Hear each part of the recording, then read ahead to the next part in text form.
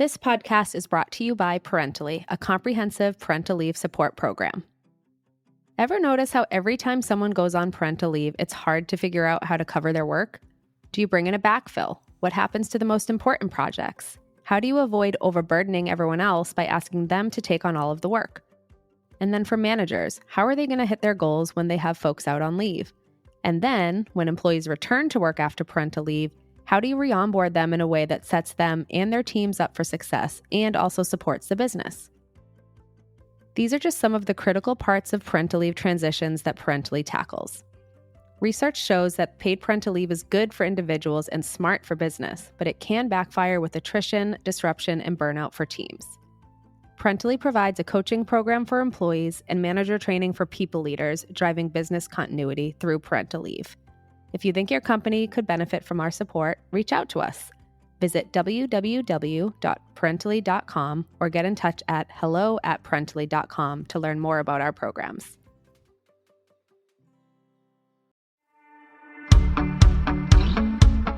I'm Allison Whalen, and you're listening to The False Trade-Off, a podcast for working parents, HR leaders, and anyone who is committed to proving that working parents can be successful at work and at home, and that it's not an either-or trade-off. Each week, we'll dive into some of the most challenging, complex, and sometimes controversial topics related to parental leave and navigating life as a working parent. Because in order to break the false trade-off, we need to address these topics head-on.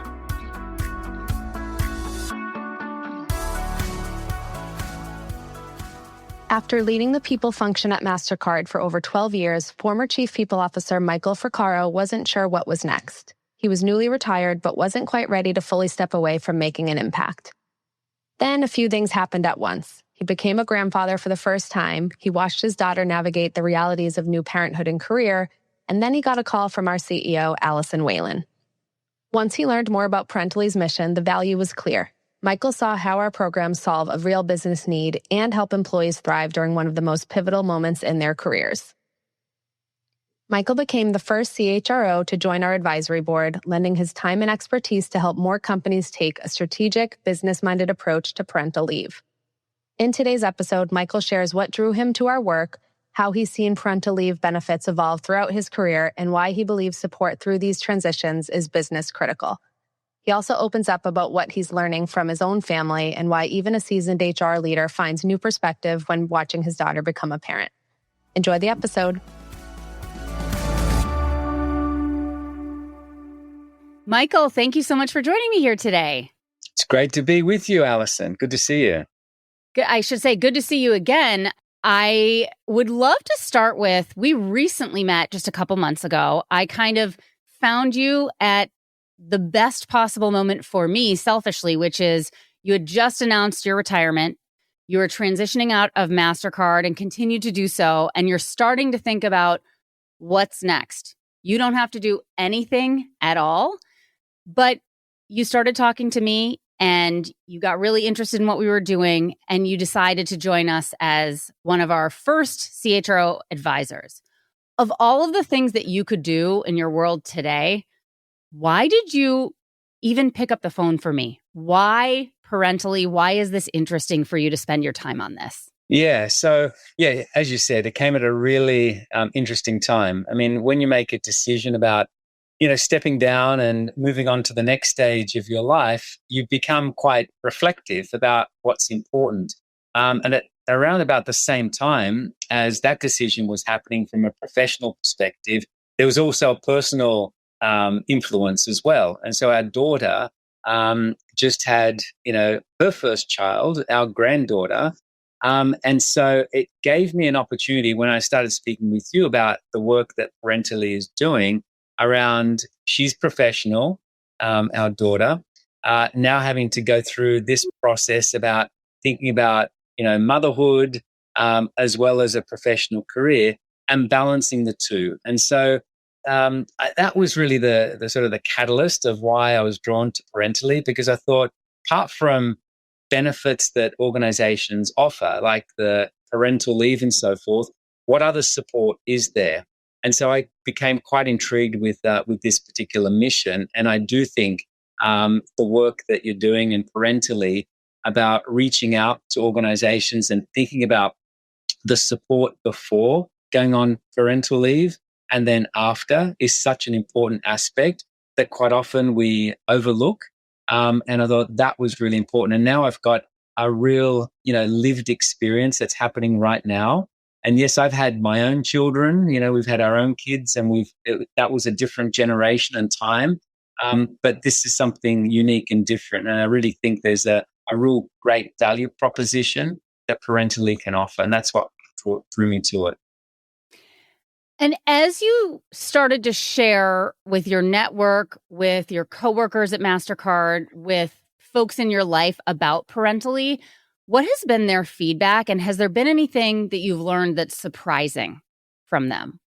Yeah. So, my my user group or focus groups were probably two segments. One was around HR professionals that sort of looked at this and said, yeah, I can see the real value of providing this support both to the individual themselves that's just getting ready to go on parental leave, as well as the team or the manager of thinking through what to do and how to equip the team for that period of time. So I think that was sort of one. So there's a professional aspect to it.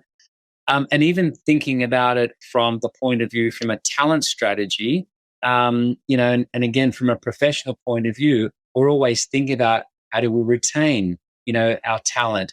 How do we keep them motivated, engaged through that process, both of when they're leaving to go on the parental leave, as well as not having that guilt of what are they going to do when they come back, or if they come back, what is the role and what are they going to be doing? So there's an aspect there that we can go a lot deeper on. But then the other aspect is more the personal side as well, which is around the sense of loneliness about, going through something like this. And yes, it's great to have, 16 weeks of leave or 20 weeks of leave or whatever it may be, but it's much more than that.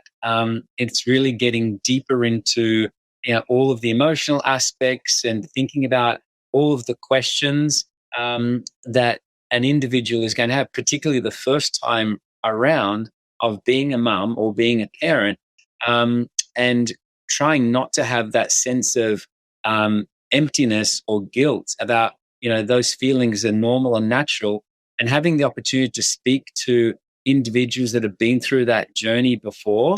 And that network, I think, is a really important step. And I think that's, again, another aspect. And so when I spoke to just recently an individual within our team that's gone on to parental leave for the second time round, I asked her, I said, what's it been like for you both the first time and the second time? And would a service like this be helpful for you? And it was unanimous. It was absolutely, this would be fantastic because it would just allow me to be able to express myself and what I'm feeling and what I'm going through to someone that actually has that lived and shared experience. So that's on a personal level and the professional side as well. Yeah. And it's interesting you use a second-time parent as an example, because I think sometimes people think once you are a parent, you're good. And actually, there's a lot of research that shows that it's the second parental leave that is the most risky for the organization in terms of losing that person. Because the second time around, the person is not questioning their self as much. Yeah. They feel confident. They're already a parent. They know kind of some of the parenting things that are coming, and their identity doesn't feel like it's being totally turned around. And so when things don't feel right, they start to focus on their job and their work and say, well, maybe that's the problem, is that things have fallen apart here, or this isn't set up right. And so it is a really interesting space, I think, that we're in, where oftentimes when you're a first-time parent, there's a lot of identity crisis, for lack of a better term, that people need support with, as well as, of course, the work piece. And then with the second and third time parents, so much of it is the work, right? And like, how do we set up our work and our careers to align with what we want to achieve? I mean, there is a sense of almost innocence the first time round, like this almost a naivety about, I'm a career person, and I'm going to be able to do this. I'm going to be able to do the child raising as well as continue to have a really strong and, go back to the routine that I had before. And I think it's only when you get into, after having the child, that you start to realize actually all those things that I thought I was going to be able to do, there are some decisions and trade-offs, and there is a moderation in terms of how you think about it. And so, as you said, the second time around, you're probably a little bit more aware and in tune with how you're actually going to balance, both, and to ensure that you've got a support network. And so, whether it's the other parent, or it's grandparents, or it's friends. I mean, even some of the simple decisions around, do we take, in our case, our granddaughter to a childcare, during the working hours, or do we bring in a nanny? And then there's the whole economics of that as well, that the couple has to decide how they're going to manage, and some of the health aspects as well. So there's a whole range of pieces, and again, quite often you're not necessarily prepared before, but actually having someone that's been through it to be able to just tease through and say, by the way, have you thought about this, and have you prepared? And even though it may not register immediately at that point, during those months or those weeks that you're away, things will start to trigger, and then it'll start to make sense, and then you can start making better informed decisions about what works for you and your family. Yeah. I'm curious if there have been other moments aside from your daughter becoming a mother, other moments in your life or career that stand out when you think about parental leave, whether this is a coworker that went on leave and said something and it left a big impression on you, or other moments throughout your career that this became a really important topic for you. Yeah, I mean, it does. And there's a couple of times, in my professional career, both here at Mastercard, but in other organizations as well. And when I see, individuals that are having to juggle both the professional career. So, for example, the role that I've played, and I've worked in a couple of global companies, a lot of our roles require us to travel, and to go abroad, or to go, interstate and so forth. And even that, thinking about, one of my coworkers of having to think about how they're going to manage that aspect, of having someone else looking after their kids while they're traveling, what routine that they need to have. So that's sort of one part. The other aspect is around these jobs that many of us are in are fairly intense as well. And so being able to be there to, feed the children, or be there at dinner time, or, the wash up time, whatever it may be. And then being able to still give 100% to the job, it just gives me, it has given me a real sense of appreciation about how particularly working mums have to think about those particular things.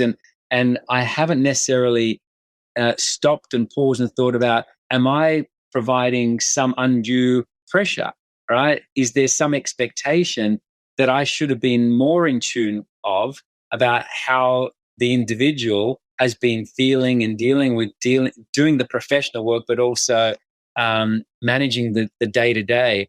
And again, it comes back to, the work that Parentally does is actually spending time with the manager and with the team to actually think about, hey, as that individual is going away on parental leave, or when they're coming back, just think about these other aspects. And I think it would help build a stronger bridge, and actually help with productivity and build that stronger cohesion and empathy with each other. And so I think those pieces are really important for leaders to be aware of as well.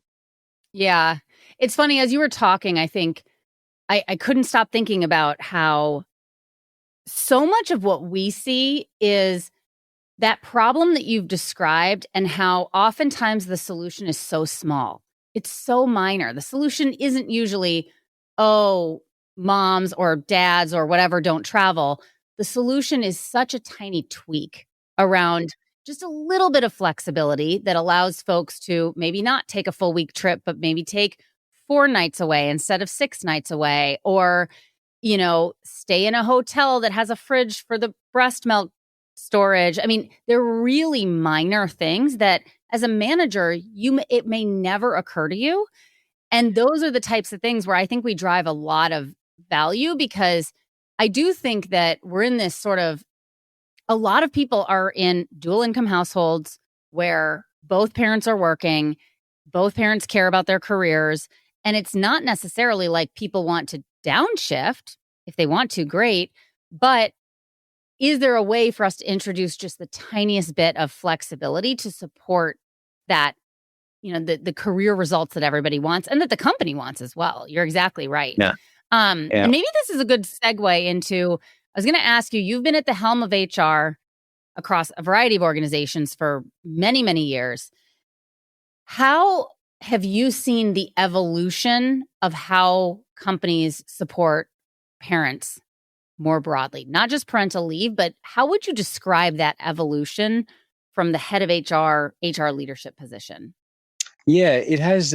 It's evolved a lot. I mean, I think there are some markets that we operate in, let's say in the Nordics or in parts of Europe, Australia, where I'm from, where there are mandatory, maternity leave initiatives, right? So it's regulated in many ways. In other markets, it's not so, and so it becomes more of a this is the right thing to do, an acknowledgement, and it is a critical part of, as I mentioned earlier, the talent strategy or the culture of the organization to acknowledge and to celebrate, parents that are, having children and doing all those wonderful things. It's a wonderful part of an organization. So you sort of see the spectrum, what you have to do because it's regulated and it's statutory. And the other side is around, this is something that's important as a talent value proposition as well, because we value our employees and we really want them to celebrate and to acknowledge that this is a stage of their life that they're going through, and we want to be there with them. And I think that's the shift that I've seen, and more so, particularly for the more enlightened organizations that really do value their employees, and they're trying to build a strong culture of really leaning in and providing that kind of support around them. The next step, however, is the proposition coming back to Parentally, which is actually going another layer, another level. So I think for most organizations now, there's like the table stakes of a longer number of weeks of parental leave that's offered. But the step that now needs to go forward is this coaching and this mentoring and this support, both for the individual and for the team and the manager. And I think that's sort of the next step. And I think that should become then the table stakes, that every parent and every team that is going through this is to be much more intentional about what this is all about. And it's not just time off, but it's also thinking through carefully and having a guide to help you, a bit more like a Sherpa to guide you through something. Because for some, it's like new territory. And yes, they're going to get stories from other colleagues that are going through it or have been through a similar journey, but actually having some professionals and having an independent, cohort or coach to go through that, I think is a really important aspect. And I think that is sort of the next step of this change that we're seeing. And why do you think that this parental leave support, obviously it's very good for the employee and they enjoy it, but why do you feel that it's business critical? Well, a couple of things. One is around if you look at the data points, and if you can share your sort of research that you've done as part of the link to this podcast. I mean, you look at the retention rates, you look at productivity, turnover, all of those metrics are really important. And so this becomes not just a nice to have, but a real commercial aspect. And I think when you start going deeper into organizations and you start to analyze, could we have done better in terms of retention or support? Or on the other side of the equation, that if we're offering this kind of a benefit, are we able to attract talent as well into our organization? Those things actually have a value to the organization. And so, when you're talking to a CHRO or to a CFO about what is the value proposition here of doing something like this should be able to pay itself back just by helping both on the culture side, but also in terms of some real, raw data that actually can show some business benefit as well. And this will almost sound repetitive, but I am curious how you would answer this question. And then I'm going to dive into the rapid fire questions. Why do you believe, or how does parental leave tie into the future of work? This is a great question.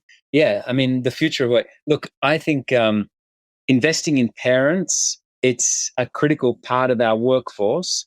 And this is like a win-win for the employee, for the company, and society as a whole.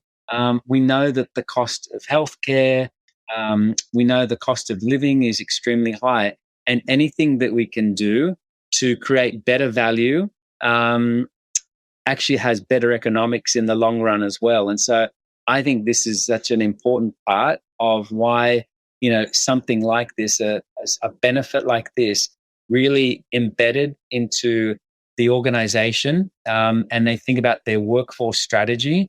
This actually has a big benefit for everyone. So I think it's a real critical aspect for that.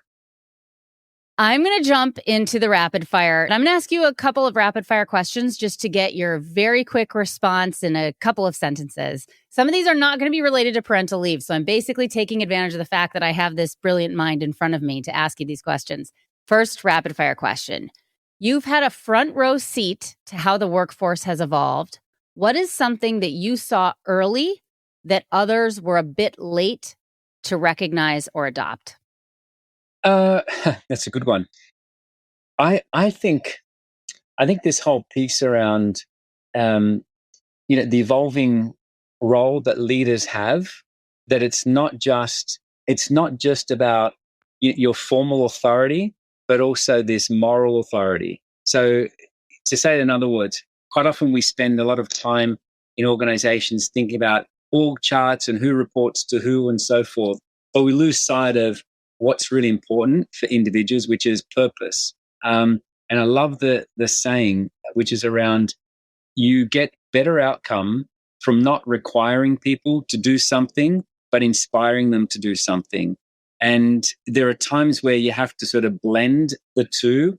But I think the greater level of engagement and followership is when people are doing things because they're inspired to do it. And so I think that's an important part. And we've been doing a lot of work on our own leadership development, executive development, to go down to that core and to really reimagine what the leaders of the future are all about. And I think we're doing a pretty good job. We're at the start of that, but it's a really great journey. It's a great answer. What is the best leadership advice you've ever received? To listen, to always listen, and to often listen to not what's being said, but what's not being said. That has been a really great insight that I've taken from probably 20 years ago when I was working in Asia. I thought it was just a wonderful way of thinking about the roles that we play in HR, and that quite often we spend more time speaking and advocating for certain things, but actually quite often the best way to get solutions is just to listen and to absorb, and to sometimes find out what's not being said, because quite often the answer's there. What is the biggest myth about HR that you wish would just go away? I still hear from time to time, about the seat at the table. And I think that is the biggest myth, because most HR professionals that I work with and my peers and so forth, that is something that has gone away like 15, 20 years, but I still hear it from time to time. And I think it's just something that just needs to be completely blown up and eradicated. Yeah. Yeah. What's one trait that you would look for if you could only hire based on that trait? I think it would just be, this curiosity and agility, that the roles that we play, and obviously now we see AI and workforce transformation. I think we are in a sort of the seat, the pilot seat navigating the changes that are happening as a result of this technological transformation. And the only way that you're going to do it is because no one's got the playbook, no one's got all the answers, but to remain curious and agile and adapt, I think it's such an important aspect that helps in all walks of life. And so that would be the attributes that I believe. Amazing. Okay. Last question, and it's a pretty easy one. Policy or program that you were most proud to implement at Mastercard? Well, I think program-wise, I would say the program that we've done is around the performance management. I spent a lot of time thinking about our culture and how we measure it. But the one big piece was around embedding the what and the how in performance management. And therefore, there's an equal weighting on both what people do, but how they do it. And it's aligned to our behaviors, our Mastercard way. That's sort of one. And then the other one, from a policy perspective, coming out of the pandemic, flexibility has been a big initiative. And even today, people will say, Michael, the best thing that you did was introduce work from elsewhere, which is basically, 4 weeks a year where you can work from anywhere in the world, virtually anywhere. Oh, cool. And so if I'm in Sydney and I'm there for work or I'm there for a holiday, I can extend for up to 4 weeks and work out of Sydney and still be with family, but not having to return. I mean, those kinds of things are huge. And that flexibility, again, is a core ethos of the culture that we have. Well, and that goes such a long way and doesn't actually cost you anything. Yeah, definitely. Yeah. But it buys you a lot of loyalty and engagement from your employees. I just think that's amazing. Okay, I lied. I'm going to ask you one more question and end it on a fun note. Okay. What is on your retirement bucket list? What do you want to do that you've never been able to do before? Yeah, we're going to do a lot more travel. And we're going to go to exotic places, some places that my wife isn't too keen on, like safaris and things like that. But a lot of those kinds of things, and really being out there in nature because we've got the time. We've done a lot of the big cities before, but now it's like going into different areas like the national parks and some major hikes and so forth. So that's what we're looking forward to do. One thing on my list is to do the Kokoda Trail, which is in Papua New Guinea. And it's like a five-day hike through the rainforests, and it's an amazing trip, and looking forward to doing that with a friend or a couple of friends, and maybe some of my kids as well will want to join as well. So that'll be good. Your wife didn't sign up for that one? She's not. No, she's going to be based somewhere else. Yeah. Well, thank you so much for your time today. I think anytime I get the chance to talk to you, I feel like I learn 20 new things, and I feel very honored that you are opting to spend just a tiny bit of your time in retirement with us, because you don't need to do anything. You could ride off into the sunset or Papua New Guinea and never talk to anyone again. So thank you so much for sharing your thoughts, and of course for being such a great source of support for all of us. Thank you. And I really want to just appreciate everything that you do and the work and the mission of Parentaly. And you've got a great vision. And myself and the other advisor are just here to continue to help advocate and help support and really amplify the messages and the work that you and your team do. So thank you. Thanks for listening to this episode of The False Trade-Off. Make sure to subscribe if you like what you heard, and give us a follow on LinkedIn to continue the conversation on all things working parenthood and parental leave. Is there a topic you'd love us to cover in a future episode? Drop us an email at hello@parentaly.com. And if you're looking for support on preparing for parental leave, head over to www.parentaly.com. We have checklists, guides, and other free resources to help you make the experience a little bit easier. That's PARENTALY.com.